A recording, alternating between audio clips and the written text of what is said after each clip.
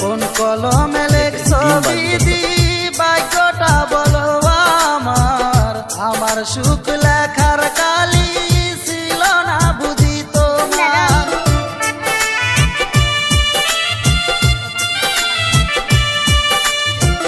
কোন কলমে লেখছো বিধি ভাগ্যটা বলো আমার, আমার সুখ লেখার কালি ছিল না বুঝি তোমার। দু চোখেতে কোথায় থেকে আসে এত জল,